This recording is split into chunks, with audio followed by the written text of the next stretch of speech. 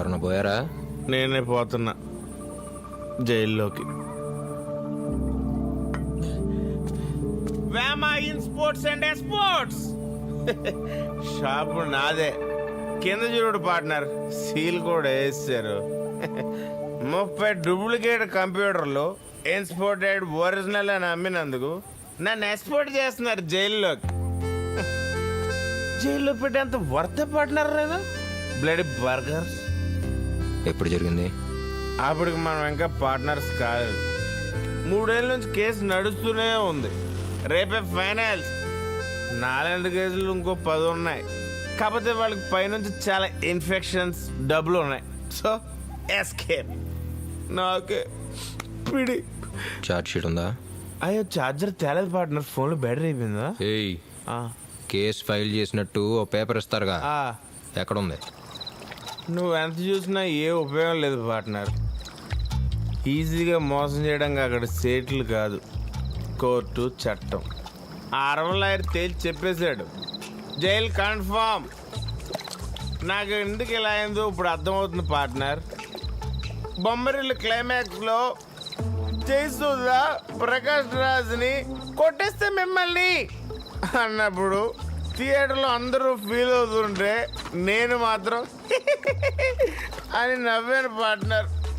జయసూద్ గారు ఊసిలే నాకు తగులుంటది partner. Last night in Vema's house partner. నేను ఎక్కడే పడుకుంటా వెళ్ళేప్పుడు లేపలేదు, సముద్రంలోకి వెళ్ళిపోతాను, జైలుకి వెళ్ళిపోతాను.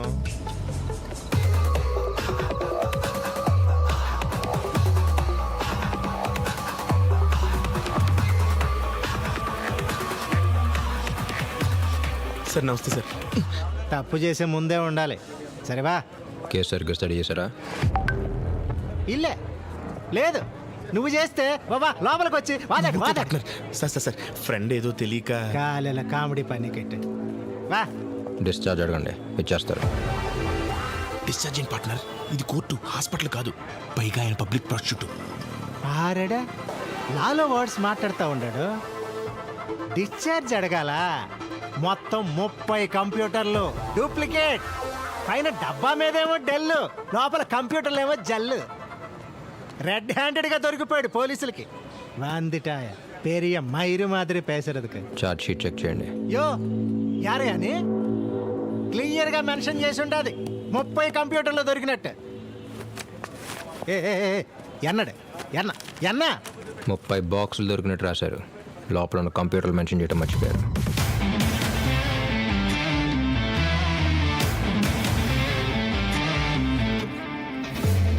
Clerical mistake. ఇది చేయాలనుకుంటా బయట ఆపి లోపల మీ వాయిస్ ఓపెన్ చేయడానికి. వాప్పా வக்கீல் சார், சாப்பா மேட்ரு இதுக்கெல்லாம் பெரிய மயிராக இருக்க வேண்டிய அவசியம்லாம் இல்லை. கொஞ்சம் மூளை யூஸ் பண்ணால் போதும். போதும். సరైన ఆధారాలు లేకపోవడం వల్ల కేసు కొట్టివేయడమైనది.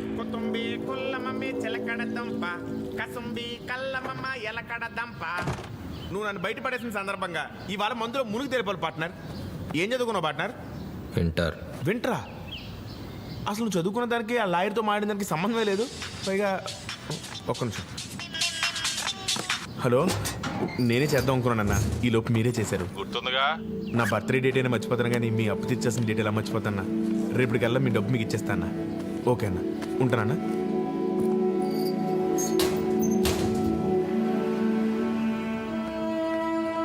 మంది తీసుకుని ఒక అరగంటలో వచ్చేస్తాను పార్ట్నర్.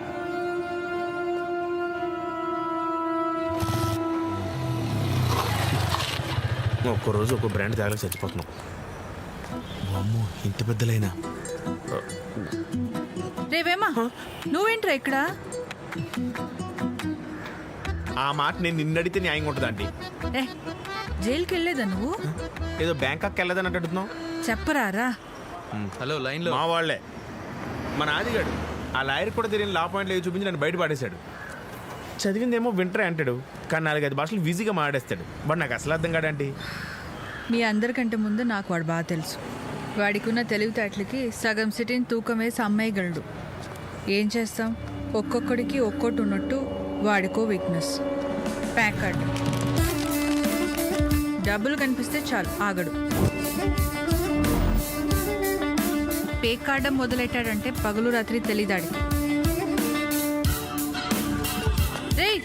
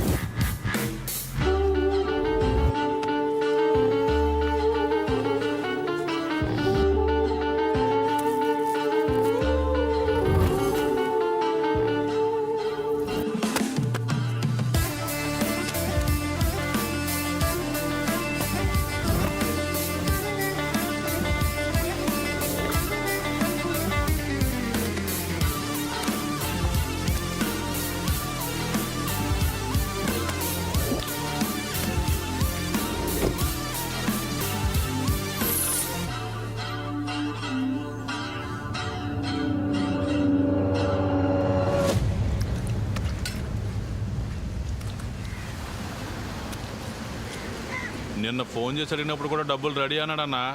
ఇప్పుడు అడిగితే లేవంటున్నాడు. డబ్బులు ఏమైనా రవేమా? ఆడు చెప్పింది నిజమే. ఆడు తెలియకుండా డబ్బులు తీసుకెళ్ళింది నేనే. తీసుకెళ్ళి ప్యాక్ ఆడే పోయాయి. 8 లక్షలు ఒక్క రాత్రి పేకాడి పోగొట్టేశావా? పేకాడే ముందు డబ్బులు పోతాయన్న భయం నీకుండకపోవచ్చు, కానీ తీసుకున్నప్పు తీర్చకపోతే పోతామన్న భయం నీకైతే ఉంది కదా రవేమా. ఉందా లేదా? ఉందన్నా. వారం రోజులే గడువు. 8కి 1 కలిపి మొత్తం 9. సముద్రంలోంచి పట్టుకొచ్చిన చేపల్ని చంపి తినడమే కాదు, తేడా వస్తే మనుషుని చంపి సముద్రంలో వేయడం కూడా తెలుసు.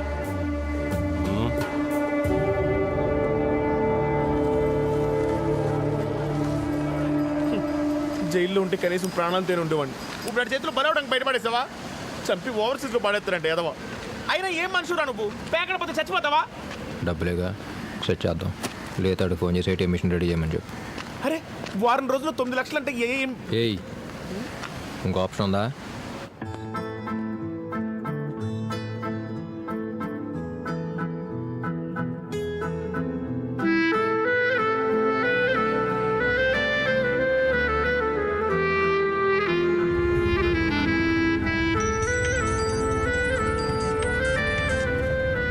హలో అత్తమ్మ.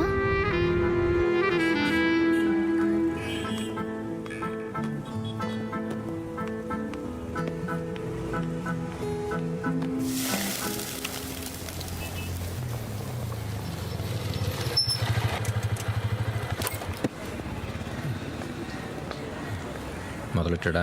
లక్షిస్తే స్టార్ట్ చేస్తానంటున్నాడు. ఈ ఒక్కసారి పని పూర్తి ఇస్తా అన్నాగా, చెప్పలేదా? ఏదైనా సరే డబ్బులు ఇచ్చిన తర్వాతనే ఆడు చెప్తున్నాడు.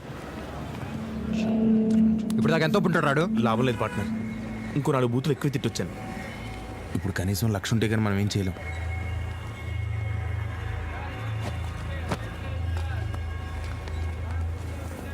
ఆదిత్య,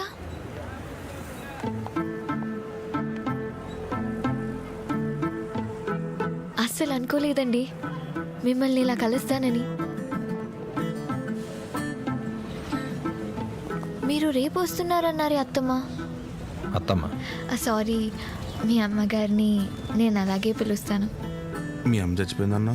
3 రోజులుగా కోల్కతాలో భారీ వర్షాలని న్యూస్లో విన్న దగ్గర నుంచి చాలా భయం వేసింది. మీరు అసలే పైలట్ కదా,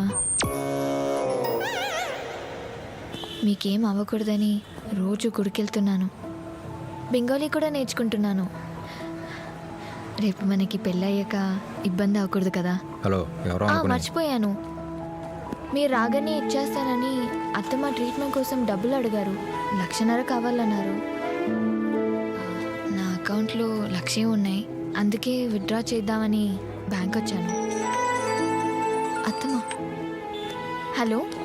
అత్తమ్మ, ఇంతకంటే అదృష్టం రాదు పట్న. ఆ లక్షలాగే కార్నర్లోనా? వస్తున్నా. అత్తమ్మ అక్కడ ఆటోలో వెయిట్ చేస్తున్నారంట. నువ్వు వెళ్ళే వస్తా. సరే. 1,00,000 ఇప్పుడే 10 మినిట్స్ అయింది. బ్యాంక్ బయట కలిసాను అత్తమ్మ. అసలు అనుకోలేదు. అత్తం కూడా అస్సలు అనుకుని ఉండదు. ఆ ఆంటీ మమ్మల్ని చూసి సబ్స్క్రైబ్ అయ్యారు. అదే ఆశ్చర్యం. ఇదిగోండి అత్తమ్మ, మీరు అడిగిన డబ్బులు.